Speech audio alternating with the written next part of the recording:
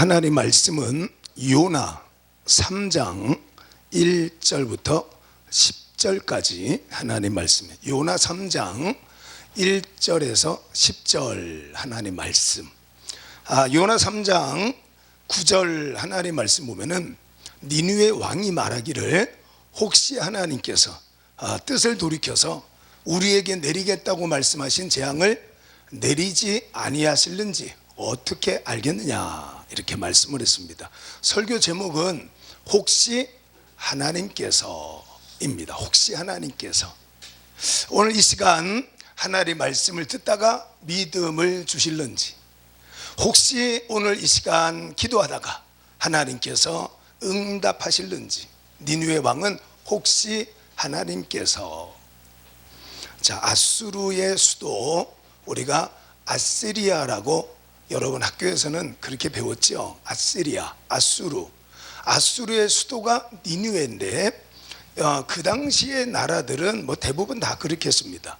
그래서 나라를 정복할 때에는 그 나라 백성들을 멸절, 완전히 사람들을 싹쓸이해서 원한을 갚을 만한 사람을 남겨두지 않았습니다. 그 아수르도 마찬가지, 바벨론도 마찬가지, 다 그렇게 했어요. 그런데 이 아수르는 특별히 철기 문명이 대단히 발달했던 그런 나라인데, 이 아수르가 북이스라엘을 완전히 멸망을 시켜서 지도상에 이 북이스라엘을 완전히 없애버렸어요. 722년에.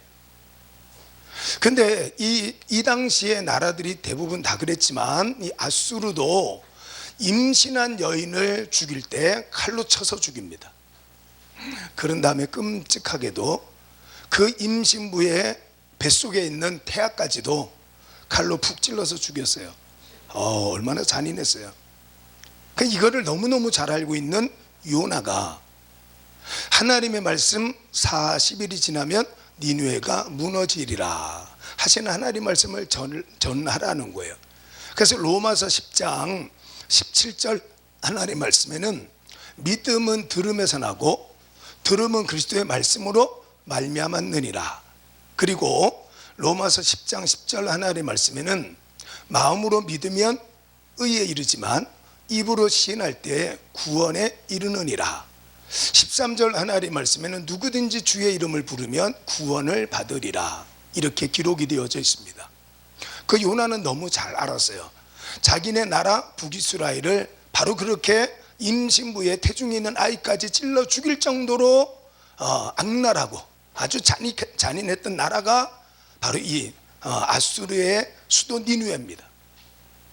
본인이 가서 하나님 말씀을 전했다가 그 하나님 말씀을 듣고 하나님을 믿고 회개하기만 하면, 그 4장 2절 하나님 말씀에 하나님은 인애가 크시사 뜻을 돌이켜 재앙을 내리지 않는 하나님이신 줄을 알았어요.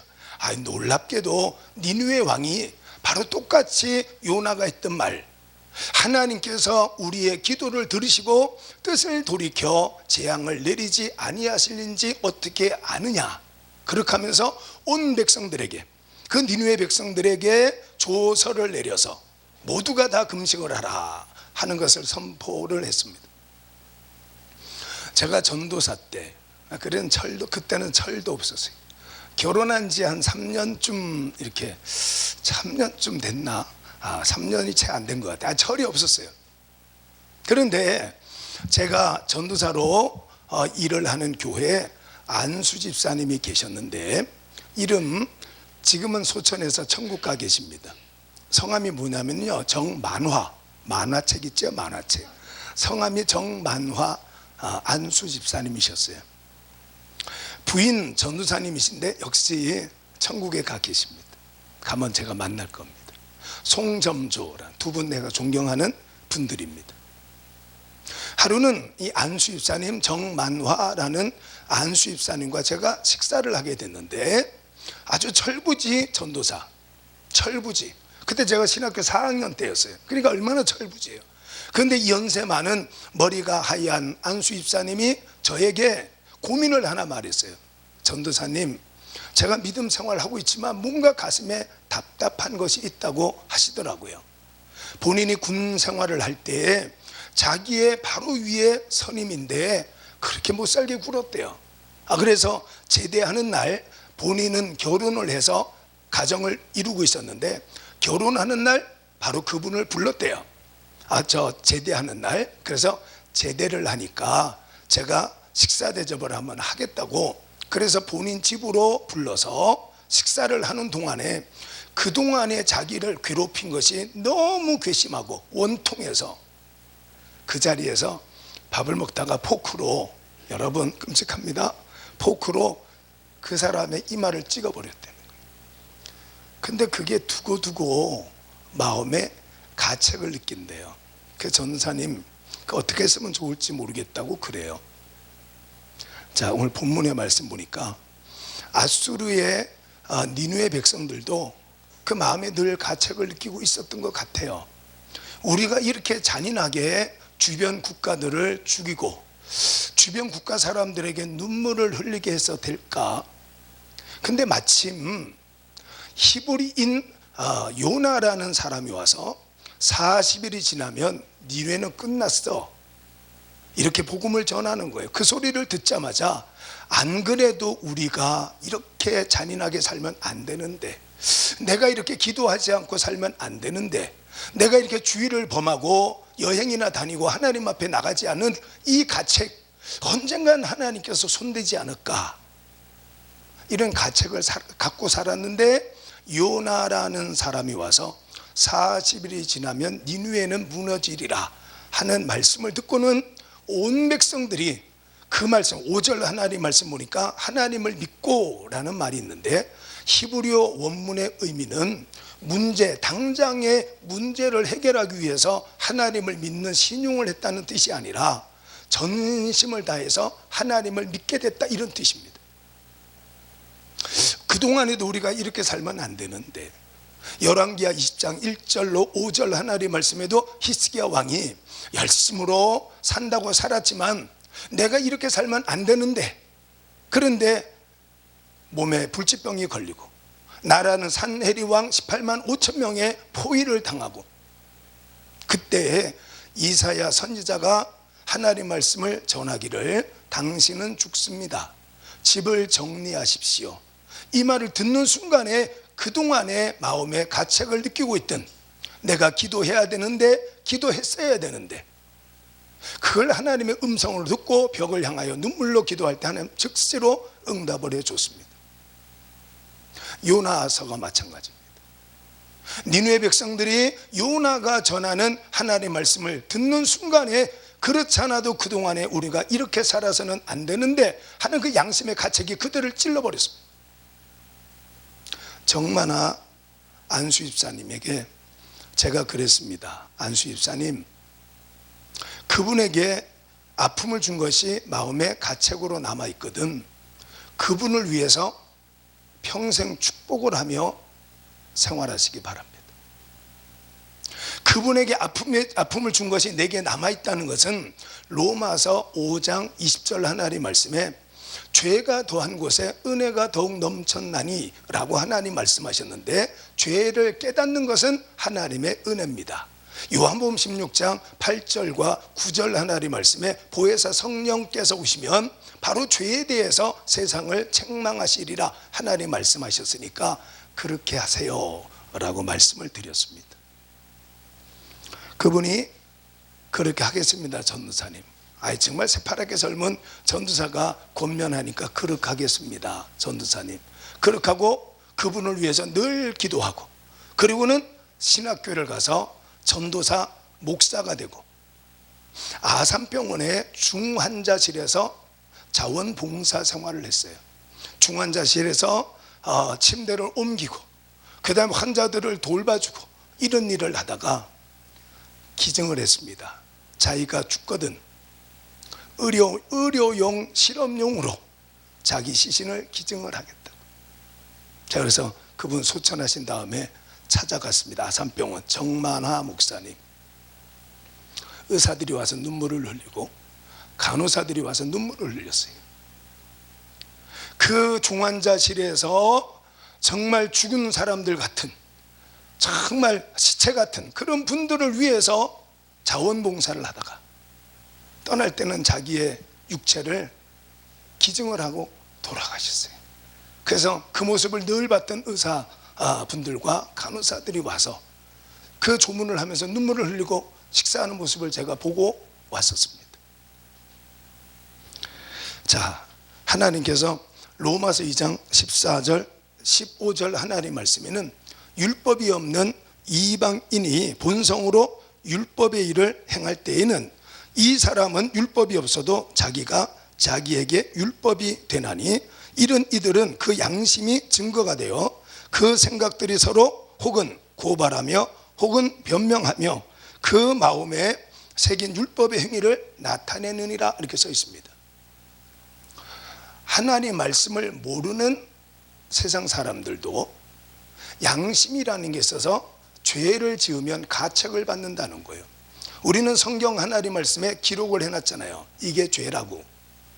그러니까 예수님 안 믿는 사람들에게도 양심의 가책이 있어서 내가 뭔가 잘못했구나 하는 것이 있으면 그 사람을 찾아가서 용서를 구하기도 하고 다시는 그러한 생활을 하지 않기 위해서 자기의 삶에 변화를 주는 모습을 볼 수가 있습니다.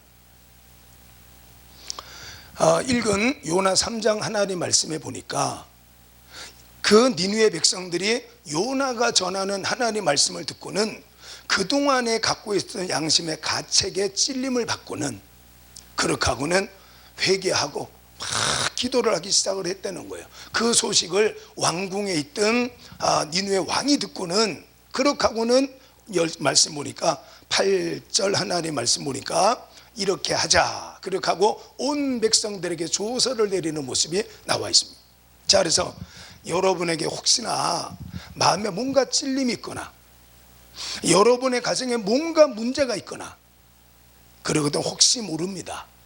본문 하나님 말씀이 내게 주시는 하나님 말씀, 하나님의 진노가 내 앞에 기다리고 있는데 내가 그것을 알지 못하고 가다가 보면 민수기 22장 하나님 말씀에 아람 나라의 발락을 축복하기 위하여 가는 발람 선지자 앞에 하나님이 천사를 세워서 칼을 들고 죽이기 위해서 기다리고 있었던 것을 우리는 잘 알고 있습니다.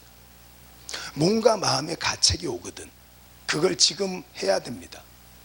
그래서 8절 하나님 말씀 보니까 자, 첫 번째는 이 니느웨 왕과 그 다음에 니느웨 땅에 있는 모든 짐승 백성들을 향하여서 니느웨 왕이 명령한 것이 다 굵은 베옷을 입자라는 겁니다. 다 굵은 베옷을 입자, 체면을 벗고 왕복을 벗고 그렇게 하고는 베옷을 입자. 하나님 앞에 겸손히 낮아지는 겁니다.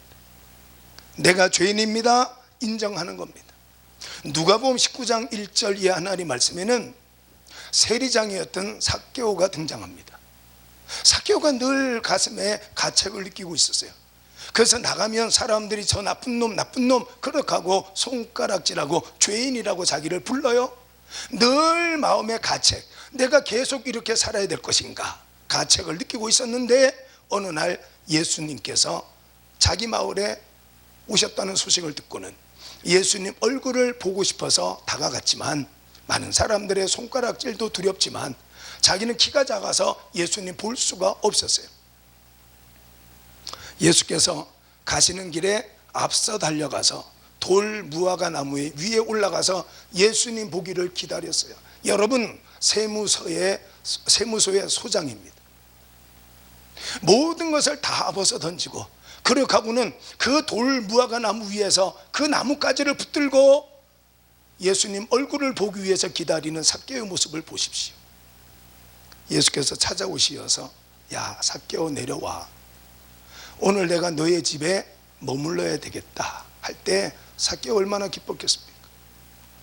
그렇게 하고는 자기의 가진 것을 나누고 자기가 남의 것을 빼앗은 것은 율법의 말씀대로 4배로 갚겠습니다 할 때에 예수께서 오늘 이 집에 구원이 임하였고 바로 저 사람도 아브라함의 자손이라고 하나님 예수께서 선언하시지 않았습니까?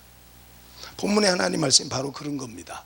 그래서 니느웨 백성과 니느웨 왕이 우리가 계속 이렇게 살아서는 안 되는데 이런 가책을 느끼던 중에 요나의 말씀, 목사님의 설교 말씀, 성경 하나님의 말씀을 읽다가 보니까 이래야 되겠구나, 내가 이렇게 계속 살면 안 되겠구나 하는 그 양심을 찌르는 소리를 듣고는 다 굵은 배를 입고 하나님 앞에 낮아졌던 모습을 보여주고 있습니다.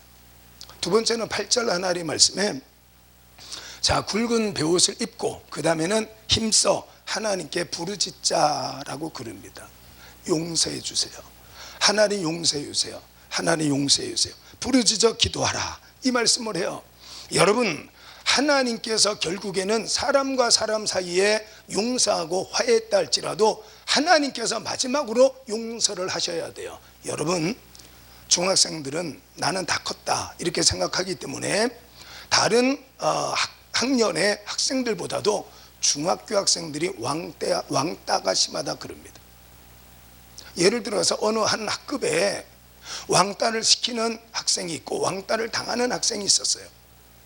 그래서 학교가 그걸 알고는 가해자 학생에게 피해자 학생을 찾아가서 합의를 해라, 용서를 구하고 용서를 받아라, 이렇게 했다고 치면, 여러분, 이제까지 왕따를 당하던 학생이 자기를 왕따 주먹으로 치고 여러분 조롱하던 그 가해자 학생이 와서 미안해, 내가 용서받기 위해서 왔어, 나를 용서해 달라고 손 내밀면 피해자는 불안해서 합의를 할 수도 있습니다.